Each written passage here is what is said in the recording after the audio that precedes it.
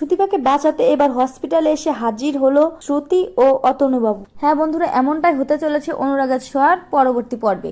আদিত্যকে বাঁচাতে গিয়ে সুদীপা খুব গুরুতর আহত হয়। সুদীপা সার্জারি করতে হবে এমনটাই ডাক্তার জানিয়ে দেয়। হসপিটালে সকলেই চলে আসে।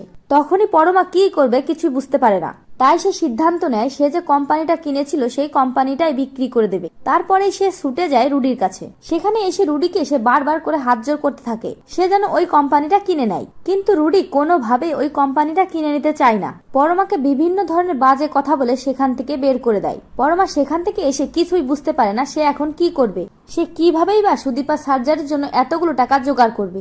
অপরদিকে সবাই সবভাবে চেষ্টা করে কিন্তু কোনোভাবেই 40 লক্ষ টাকা জোগাড় হয় না।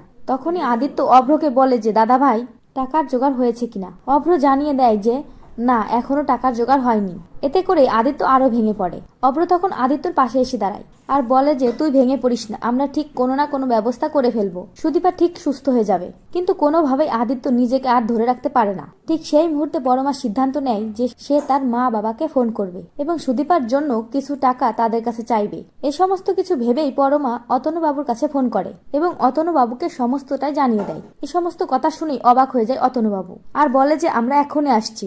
এই বলেই ফোন কেটে দেয়। তখন শ্রুতি বলে যে আমাদের ওখানে এভাবে যাওয়াটা ঠিক হবে না। তখনই অতনুবাবু বলে যে কি বলছো শ্রুতি, ওই মেয়েটা একবার আমার মেয়েকে বাঁচিয়েছে, এখন সময় এসেছে আমার বাঁচানোর পালা। এবার আমি একটু সাহায্য করতে চাই, আমি ওকে বাঁচিয়ে তুলতে চাই। এই সমস্ত কথা বলে শ্রুতিকে নিয়ে তৎক্ষণাৎ হসপিটালে চলে আসে। সেখানে এসেই সমস্তটা যখন জানতে পারে যে টাকার জন্যই সুদীপার সার্জারি আটকে গেছে, ঠিক সেই মুহূর্তেই অতনুবাবু বলে যে তুমি কোনো চিন্তা করো না আদিত্য, এবার সুদীপার সমস্ত চিকিৎসার দায়িত্ব আমি নেব, আমি ওর সমস্ত চিকিৎসার খরচ দেব।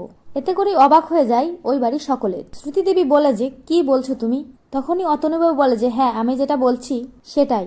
তারপরে অতনুবাবু কিছু টাকা আদিত্যর হাতে তুলে দেয় আর বলে যে এই টাকা দিয়েই এখন সার্জারি শুরু করতে বলো, তারপর তুমি বাকি টাকাটা দিয়ে দেবে। তো বন্ধুরা, তোমরা এবার এটাই তো চাও এভাবেই যেন সুদীপাকে বাঁচাতে হসপিটালে আসে শ্রুতি ও অতনুবাবু। তোমাদের মতামত অবশ্যই জানাতে ভুলো না এবং চ্যানেল নতুন হলে অবশ্যই দয়া করে চ্যানেলটি সাবস্ক্রাইব করো। সকলকে ধন্যবাদ সম্পূর্ণ ভিডিওটি দেখার জন্য। আর অনুরাগের ছোঁয়া নতুন আপডেট পেতে অবশ্যই ভিডিওতে লাইক শেয়ার কমেন্ট করতে ভুলো না।